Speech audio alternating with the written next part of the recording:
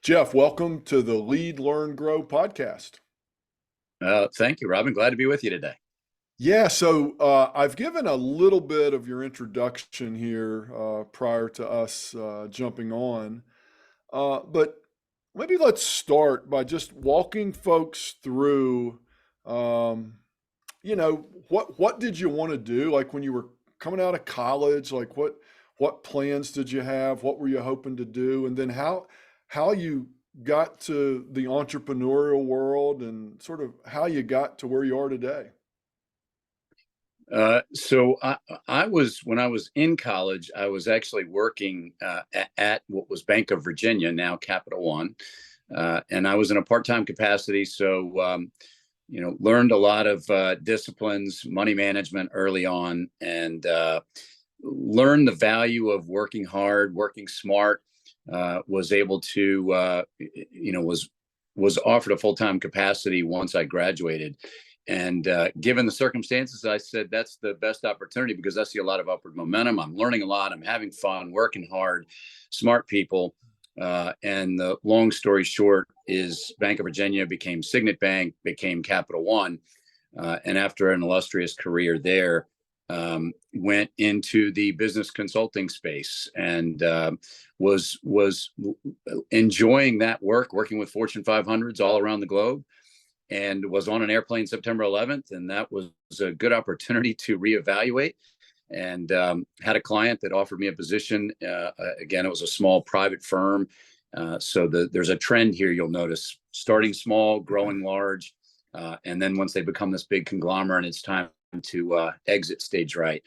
But that was a small private firm. So I went to work for them. We were already doing some good consulting stuff there. And then after three exits, private equity firm, taking the firm public. Then I looked in the mirror and said, what is it that I want to do now? Do I want to continue to go back into the consulting space? Do I want to go back to Fortune, 500? And the answer was no. What I enjoy the most is growing small to large. So that's when I started my own gig back in June of 2007. Wow. And so were you one of those folks that always like in the back of your mind, like wondered what it would be like to do something for yourself? I mean, do you feel like you have an entrepreneurial spirit, or was that just born out of the situation at the time? I think both. Even in my early career, I would venture with friends, colleagues, and chart the path of what could we, if we were going to start a business, what would it look like? What would it be? How would we grow this thing? And that was literally in my 20s. And I could not get any of my friends at that point, colleagues, professional colleagues, to make the leap. And so nothing matured from it. So there was always that itch that was not scratched. After a long career in Fortune 1000 and consulting, I scratched that itch and didn't bother to call those colleagues. But it is interesting. One of those colleagues that I was sitting down with back in that day is an entrepreneur at this point, and he's doing well. So it's No kidding. fascinating. He had the itch. He was risk averse at that point. We Yeah. were all probably a little risk averse, but at the end of the day, we pulled the trigger when life presented the circumstances presented themselves. Yeah, that's awesome. I remember on the podcast, it's probably been a couple of years ago, but Michael Bohr, who was one of the founders of Car Lots. The Yep. name escaped me for a second, but Car Lots. And Michael talks about, and I'll get the details wrong, but he talks about working for one of the big, I think it was McKinsey maybe, because he was like a Harvard MBA guy, and I think he went right out of school to McKinsey. And he's flying all over the country and he's doing the consulting gig and all that. But at the same time, he had this little notebook and he was writing down like all of these business ideas and just developing these little one-page business plans. And it's really hilarious. And so I asked him, like, yeah, Car Lots was born out of that. What if we had this thing, this consignment thing, where we didn't sell dresses, but we sold cars? And I said, so what was one of your bad ideas?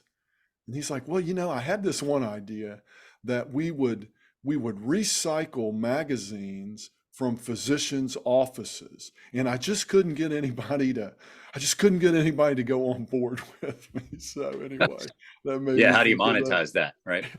Probably Yes. a great need, but how do you monetize that? No, but it's funny though. I mean, there's so many people out there that, there's clever, creative people. Like you just meet people every day and, they're thinking about stuff like this and they're just hardwired that ultimately it'll hit. Like the time will be right. And so anyway, so tell us about so you right now work with your clients as a business coach.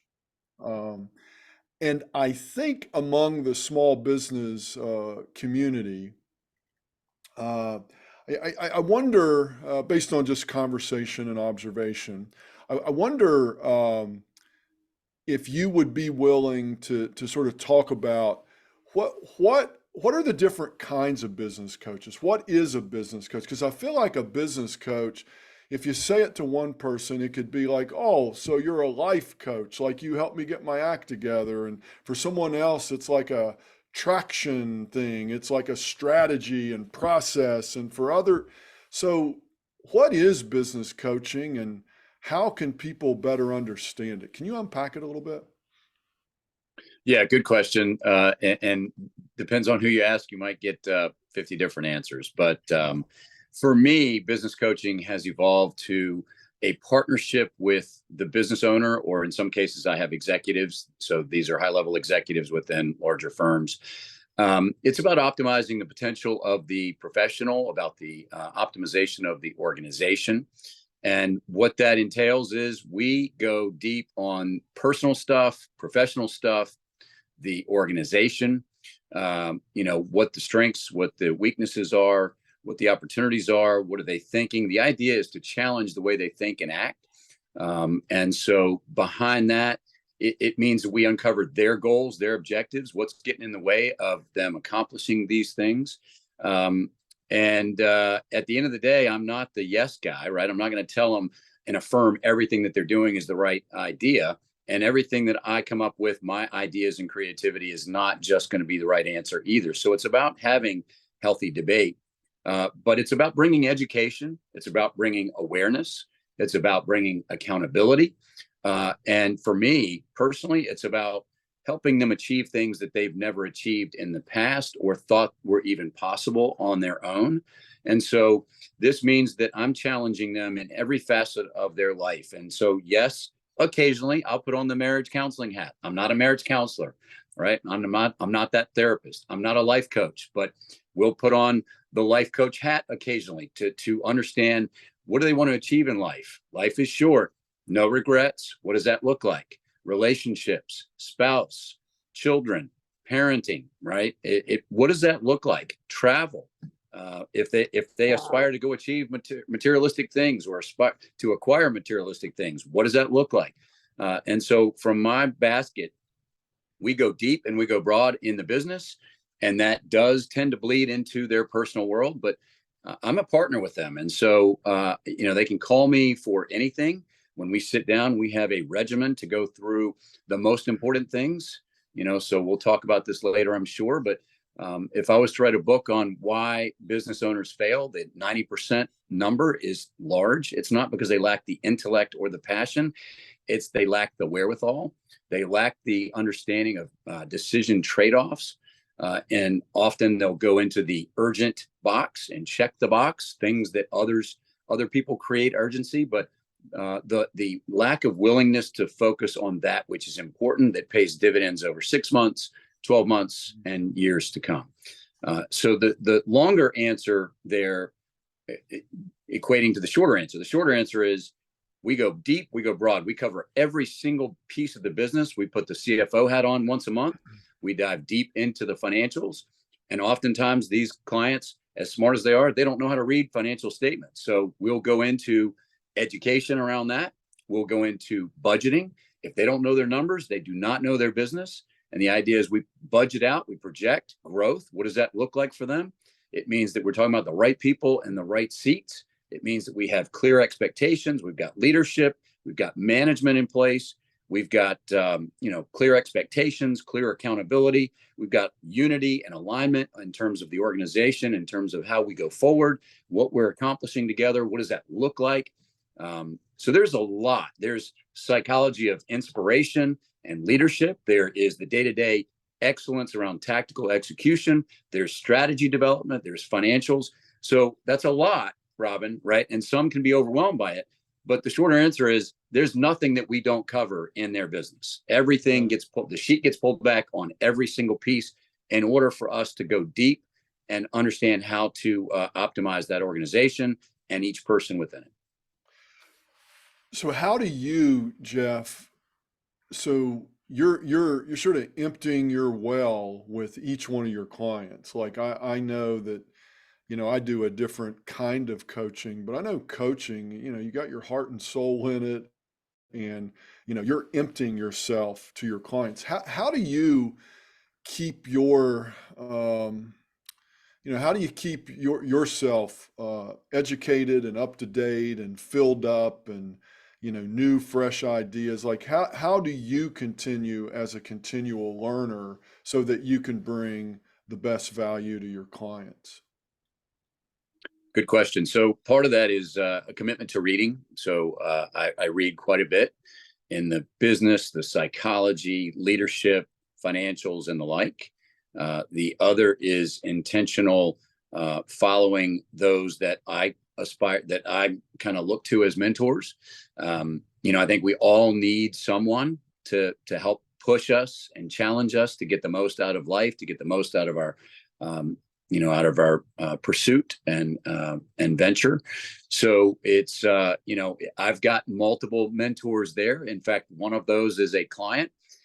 Interestingly enough, there's the reciprocal nature. He holds me accountable to the things that I say that I'm going to do. So I think those are the primary avenues, is having my own mentorship, being well read, well studied, follow online those that I look up to. Whether that's through podcasts, and webinars, it's kind of like what you do, right? So I'm committed to those things because I'm a curious person. I want to learn more every day. That's for my own benefit, selfishly, but at the same time, that enables me to be more creative with my clients and adaptive, right? At the end of the day, we have to be adaptive. Yeah, who are some of the, like, what are some of the books and who are some of the people? Because like when I run into somebody in the community and they listen to the podcast, 20% of the feedback is, oh, I love it when people give book recommendations and like I really like. So what are some of the go-to books that you recommend or gift, and even some of those influencers that you follow that maybe folks could tap into? Yeah, so there's a lot, but and I would prescribe that everyone can read all the popular books, and I have, and I subscribe to that. But I think we also will learn more by reading the books that not the rest of the world is reading.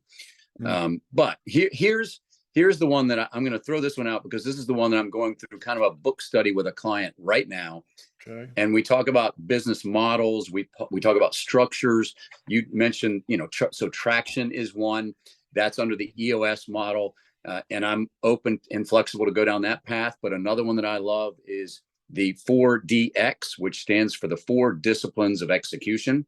That's not a well-known book, but at the end of the day, I've seen it in work firsthand, secondhand, and thirdhand. And I'm rolling that model out with a client as we speak.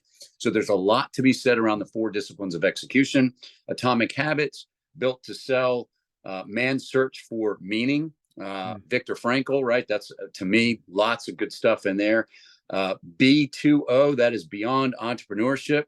That's Jim Collins. I like the book Who, Not How. Again, not a well-known book, but in my world, oftentimes business owners are trying to wear all the hats, and the Who, Not How is a simplified version that's not going to work. That doesn't scale. Yep. In your world, the sales side, the Challenger sale, right? So I'm sure you're familiar with that one, but that is a book that helps folks that are big in on the sell side to understand the evolution of sales and what is effective sales today. So the Challenger sale is something that I also prescribe. But that's just a few. And right now I'm going through the book, Reading Fast or Not Thinking Fast and Oh Slow. yeah.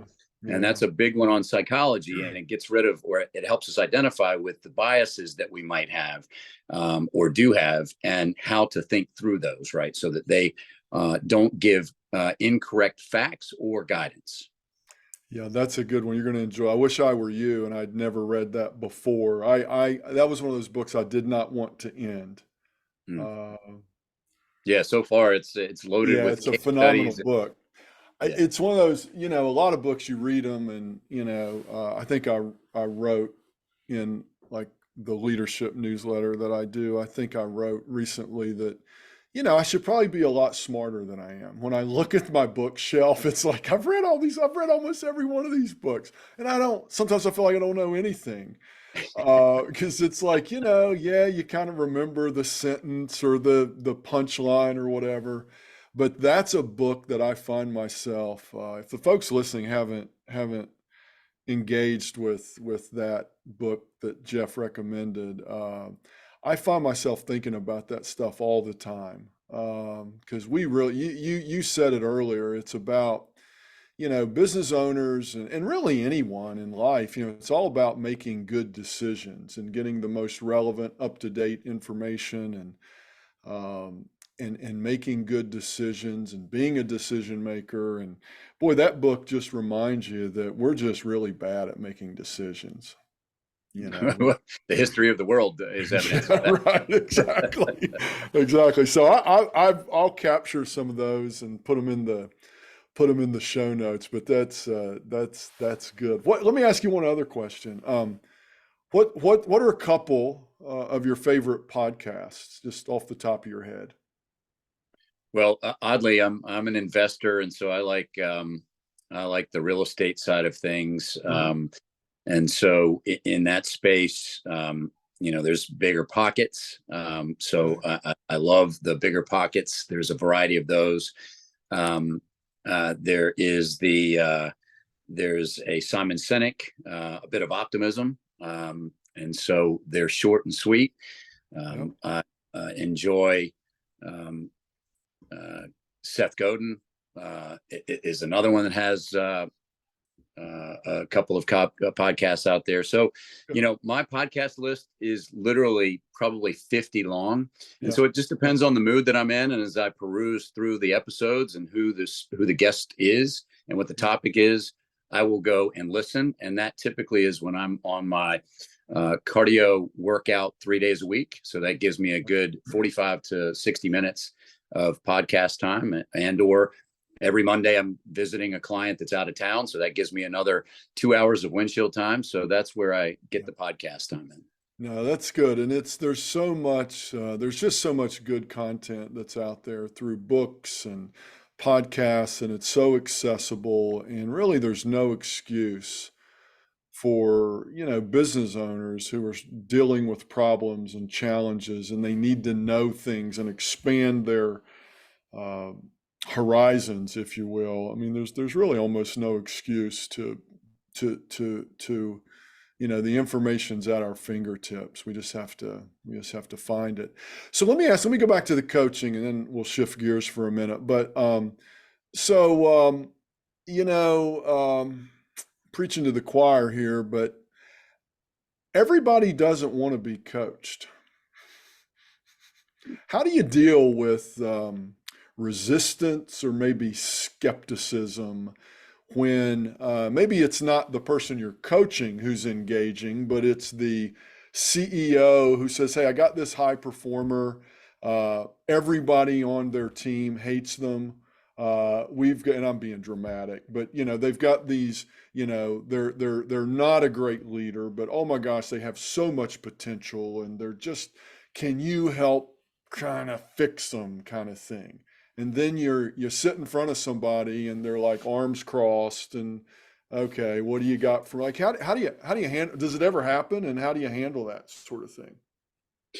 Uh, that doesn't happen often, but I do have one of those as we speak, a client that has raised the issue of we've got someone who's a strong performer. They're delivering tremendous value. We want them to be a leader. We want them to step up and manage another person or two.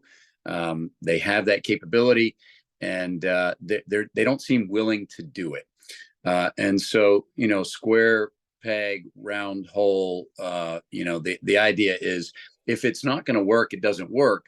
The question for them is, why do you want them to be in leadership? Why do they not want to be in leadership? Do they have a misconception of it? Have you sort of created the perception that it is not a productive space to live in? It's not rewarding. It's not healthy. It's micromanagement, whatever the case may be. This client in particular even said, hey, how about if we test, right? What kind of test? A personality test, assessment test, EQ test, right? And so there's a variety of those out there. But my hesitation is, hold on. What's the purpose of the tool? Is the purpose of the tool to validate that they're not a good fit, or to validate that they're not demonstrating the skills that they could be? They're not optimizing their own potential. Because I think this is a communication thing, right? Effective communication is where this starts. A heart to heart. This is where a lot of leadership and management misses the mark. To sit down heart to heart and go, what motivates you? What do you love about this place? Where do you see yourself in the next couple of years? What do you, let's talk about the ideal path for you. What does it look like? How do you grow? How do you develop? How do you contribute more? And by the way, we know that you offer tremendous value today, but we think that you've got more. It doesn't mean that we're going to force the issue unless it's a good fit. And so there's resistance there, but I think it starts with effective communication, being genuine about, hey, if you don't want to be there, then we're going to be okay with that. Let's get that on the table. But at the end of the day, if you have any desire, let's talk about it. Let's be real about it. And let's put a development plan together that gets you there. And maybe a tool, maybe an assessment, an EQ test or a DISC assessment. Maybe there's validity to that, but maybe not. And so the resistance side of it is, twofold. There's that side of the story. The other side is when executives or business owners are resistant to change. And so in that world, it's as simple as, for me, I'm not going to try to sell them. I'm not going to beat them down, but I'm going to say simply, you've been doing this how long? If you continue to do the same things over and over, the definition of insanity, right? If you continue to do the same things, where do you think, be real, where do you think you'll be, or your organization will be in the next 12 months, 3 years? Maybe they're overly optimistic. And if that's the case, they need to figure that out on their own. I'm not going to beat them over the head. I'm not going to try to sell them. If they've come to the point, for me, Robin, where they recognize the value of having a partner who's going to challenge them, who's going to help them optimize their potential, who's going to help them achieve things that they've never achieved. And frankly, that is my why. If I can't help them do that, then we won't be in relationship for very long. But the resistance is, okay, we come up with ideas. And then if they commit, and this happens, Robin, this does happen. These are type A personalities often. They will commit to do things in between our sessions. And then when we get back together, if they don't do them and they are loaded with excuses, I'm not going to tolerate that. Either there's going to be an accountability measure, and I could share some funny stories about accountability in that facet, or we're not going to be working together very long, because I don't have the patience to work with people who don't have the will to change. And so resistance, if they're going to resist because that's their personality and they don't recognize the ills of their ways, then we're not going to be together long. I can help them see that. I can help them project that. I'm going to tell them what they need to hear, not what they want to hear necessarily.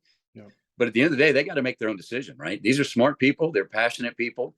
And type A personalities typically think they've got it all figured out. I'm one of those. I've lived that career, have learned and failed more than I've succeeded. But, at this juncture, that's a lot of wisdom, right? And so I can look at people in the face and say, the trajectory here for you and your organization probably isn't going to bode well for you. You can continue down that path. And it doesn't have to be me, frankly. You go work with someone, right? Go work with someone who's not going to be your yes person. And figure this out, because It could be that they're losing, they might recruit great people and they've got them leaving out the back door as quickly as they come in. That's a cultural issue.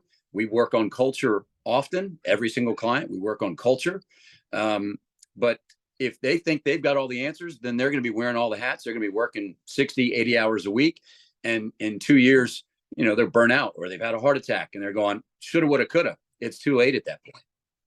Yeah, I like what you said. You said it earlier in our discussion and you came back to it here. But I think the key to, I mean, it sounds simple. And we were talking with some clients this week about this, but it seems simple. But I think one of the magic moves of being a great leader is, too often it's just, it's about me, it's about us, it's about the company's goals, the team's goals, the division's goals. It's what I want for you, it's what I see for you. And in reality, nobody cares about that. What they care about is their goals and their career and their ambitions. And you said it a couple of different ways, but like finding out what people want and what their goals and ambitions are, and then tying it to the company's goals and ambitions. Like when you can do that, then we've got something. And so I really appreciate the way you brought that out. And so I'm going to tag along on something you said. So we're actually with a management group yesterday, and we were talking about accountability. So what is accountability and what does it look like? And in our discussion, it's, there's some folks who would say, well, I can't hold anybody accountable. Like that's something, they have to take ownership for themselves. And, like what is accountability? And you made reference that, you get what you tolerate, and I'm not going to tolerate you not doing what we've agreed that you're doing. I got better things to do, kind of thing. So talk about that a little bit. I'd love to hear more. Yeah, this is a broad topic, and many talk about it, but don't know how to execute upon it. And in fact, for disciplines of execution, there is one of those disciplines is the cadence of accountability. Okay. And so let me back up and say, for me, with every one of my clients, there's an agreement, and we have language of commitment. They're going to commit. I'm going to commit. When they say they're going to do something, it's not a try. It is, I commit to do A and B by next week, right? It's that simple. Okay. And so now, depending upon the person, its circumstances, we might have some carrots, we might have some sticks. So there's a couple of funny stories that I won't go into detail because it's just not that relevant. But in one case, there's a client that if he can't deliver on his own commitments that are clearly aligned to his goals, not mine, then he's going to make a donation to the political opposition of his choice. Yeah, that's awesome. Right. And so that's abstract, but Yeah. it fits for that person because it's a motivator for him to not fall down on his commitments. But in the cadence of accountability, first, I'm not going to tolerate much of it. If we sit across the table and there's excuses of why they're not doing what they said they were going to do, committed to do, right? Not just try, but commit to do. Maybe once, twice, but we're not going to continue down that path. What's in the way? Is there paralysis through analysis, right? Are they risk averse? If they're not a good decision maker, if they can't deliver on these things, then we need to get somebody who can. If they're willing to go there, then we'll go there.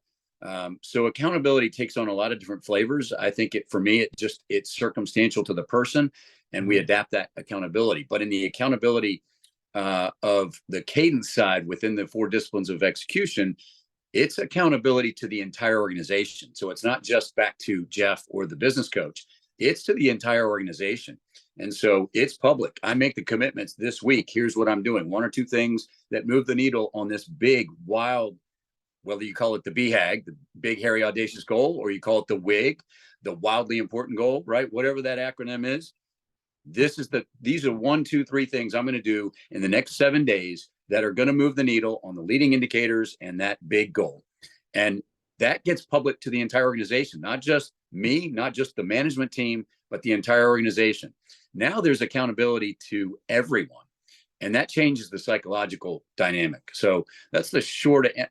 I could go long and broad on the accountability side, and sometimes it's just a function of me following up with a phone call. Okay, you said you were going to do this by today. You manage up. Did you do it? Right? Send me the note. Send me a voicemail. Send me a text. Did you do it?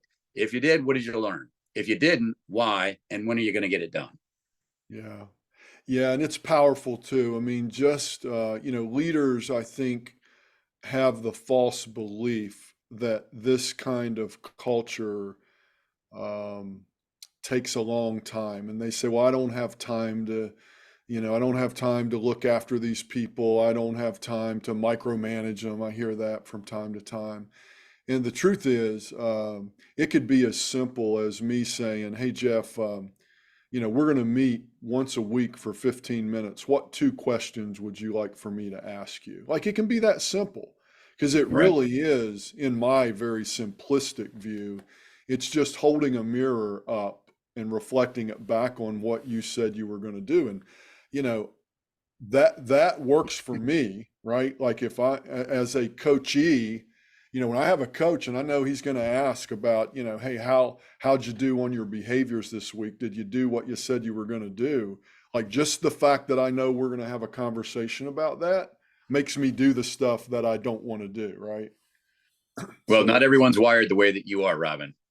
well, maybe, So, maybe. some have the idea of telling people what they're going to do, but they don't have the ability or the will to follow through, Yeah. or they don't care about the ramifications. And so that's a different animal altogether. Yeah, no, that's fair. That's fair. So, a couple more things. I glanced at the time here. This has flown by. So, tell me a little bit about. I want to go back to something you said earlier. You made reference, and I'll get the words wrong, but one of the biggest problems you see with business owners is this sense of urgent but not important, and this prioritization. And what are some of the practical tips or the tools or the ways that you use in your coaching to help people understand this prioritization and that they can't do everything and that sort of thing? Yeah, so that's a great question because it is such a pretty consistent problem. I think we all have this problem, right? And very smart people. I've got a client that is four partners, and one of them said, "Hey, I've got this challenge personally. I spend a lot of time that I know it is not productive. It's fun. It gives me instant gratification, but it doesn't pay dividends down the road, right? So, look, can we work on that?" And sometimes the tool is as simple as one of those Stephen Covey 7 habits, right? The time management principles, the 4 quadrants, and the two, quadrant 3 and quadrant 4 are wasteland. So we don't really spend a whole lot of time there. Although, honestly, some clients, some people, some professionals do spend time in the wasteland. And so the idea is first and foremost that if you spend all of your time in quadrant 1, that's largely important and urgent, and some of that is prudent, right? So if you ignore the stuff that's in the important and not urgent box long enough, guess where it goes? It goes into the important and urgent box. When it's in the important and urgent box, typically emotion prevails. It's last minute. It's haste. We're not always making the right decisions or considering the right trade-offs. And so the ramification of shoving everything into box 1, it's not scalable. It's not rewarding, other than for those that have the ability to check the box, right? Look at the 12 things that I accomplished today. Mm, But did they move the needle on the most important things that pay dividends 3 months, 6 months down the road? The answer is not likely. And so there's a principle with this of, if we need the tool, let's put the things in quadrant 1 that are the whirlwind, that really dictate where you're spending your time, and let's intensely manage to get out of that environment. Let's figure out what you can delegate, right? Everything that comes at you, you can say yes to it. You can say no. You can say yes, but later. You can delegate it. And so those, in my studies, and I'd love to get your perspective, Robin, in my studies, Those who say no or know where to say no and then execute on that are the ones that are most successful because they are intensely focused on that which is important but not urgent. That's what pays dividends. Living in that urgent box, all it does is instant gratification. It's emotional driven, not logical, not long term, littered with regret, coulda, woulda, shoulda. And so there's a lot more to be said about that. But I think that's one of the tools that I use. There are others. Again, it depends on the person. But I think those who know where to say no, and if they say no, it might be no, but maybe later. But it's going to go over here in this box. We're going to put it on the radar. We're going to be intentional about identifying it, but we're not going to let it be the shiny light or the squirrel that we go put energy toward that doesn't pay dividends on the most important thing. Do you think some of that is a function of just not having a plan that's written down and in front of you? And so I'm just sort of responding or reacting, I guess would be the word. I, I I mean, think I think some of it is. I don't think it's always a plan. I think it's a habit. It's what's comfortable. It's mm, what emotionally gives us a feeling of accomplishment, but yeah, it's not real accomplishment. Living in that urgency box, right? You know the yeah, saying that urgency is largely created by others. We perceive it as urgent, and the lack of planning on your part or someone's part does not constitute an emergency on mine. And so again, it goes back to those who are selfish with their calendar. You know where people are. You can judge a lot by how people spend their time, look at their calendar and look at their checkbook, right? And so if the calendar is all tactical, check the box, emotionally fulfilled stuff, that is great for the moment. That is not sustainable. It is yeah. not, and is not scalable. It's not leadership. It's not growing a business. It's living in it. It's being consumed by it. And that's where that 80 to 90% failure rate comes from, by and large. There are many reasons why failure occurs, but to me, that is prevalent amongst them all. Yeah, it reminds me, and I say this to myself, and I catch myself saying it, but somebody said, busy is the new stupid. Because if you want to know how someone's doing, go ask 10 people today. Hey, how you doing? How you been? Oh, busy. Whew, busy. Like everybody's busy. And it's kind of silly in a way because we've all got the 24 hours. We all have the same amount of time. And really the concept of time management is really not a thing. Like it's hard to manage time. And so the point is, it's, stop saying I was too busy to do X and start saying X wasn't a big enough priority. Because I like how you said it earlier. It was like it's priority management. It's not time management. I mean, and yeah, you can be inbox zero and get dopamine rushes all day from the dings and you feel good at the end of the day, like, oh, I was busy today. Whew. But then when you take a step back, and I think that's the importance of coaching. Like you said it earlier.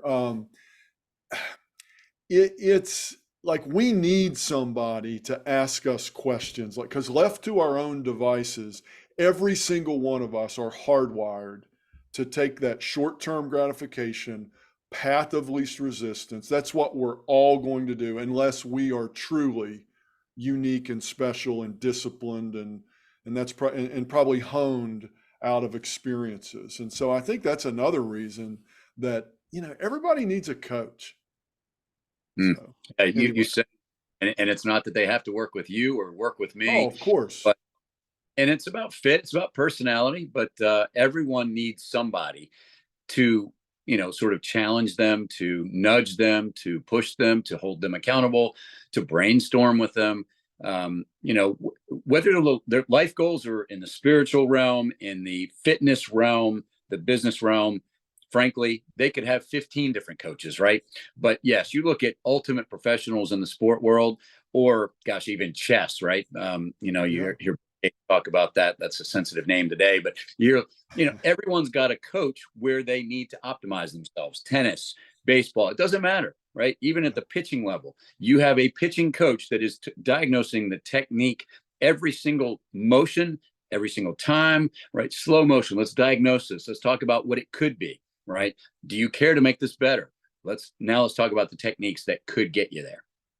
Yeah, and it's really, I guess, as we begin to wrap up, I mean, it reminds me of just like some of the principles of deliberate practice. Like if you're, most, I may get the details wrong, but essentially, surgeons, when they come out and begin their career, they have rapid improvement, like years 1 through 7, I think. And then they slow down, and then they plateau, and then they actually get worse. And so there's a degradation of talent, of skill, and accountants, and lots of professionals in sales. You would think, oh, a guy been doing sales for 30 years, he must be amazing. He probably is worse than he was when he was in year 7. And part of deliberate practice says you're always pushing on the edge of your comfort zone, to where it's not overwhelming, but it's uncomfortable, and you get feedback from an expert. And that's where that guided practice. And I think, for, like you said, CEOs, very smart people who may not be that good at understanding the financials. And so, rather than to pretend, or rather than sweep it under the rug, like the smart folks, they get someone to help them. Maybe it's somebody in the organization or out of the organization. But anyway, I've seen the benefit myself, personally, and I love some of the things that you've talked about here today are meaningful and important. And I think it's worth folks who are hearing this to reflect on, how are we doing in our organization? So Jeff, I could talk to you all day, so we better wrap up here. We're at the end of our time. Tell folks a little bit about where they can find you, and if they have questions, or if they just wanted to have a conversation, how can they track you down? So I think the easiest way is phone. So that's 804-612-0582. The website is ascendbusinesscoach.com. Ascend, that's ASCEND. And the email is Jeff, JEFF, at ascendbusinesscoach.com. Very good. Anything that we didn't talk about here that we should have talked about? We could go so much farther, Robin. Like you said, I could talk to you for days about these topics and issues. But I think, just to sum it up, you said it well, which is, I think we learn the most when we are not comfortable. There's that discomfort zone, and I think you said it well. And so, everyone has the potential to do better. Question is, how are they going to do that? And so I hope that they'll reach out to someone. Again, it doesn't have to be you. It doesn't have to be me. At the end of the day, reach out to someone that's going to challenge the way that they think and act. Well, this was great, Jeff. I learned a lot. I appreciate you taking some time and sharing some of your experiences.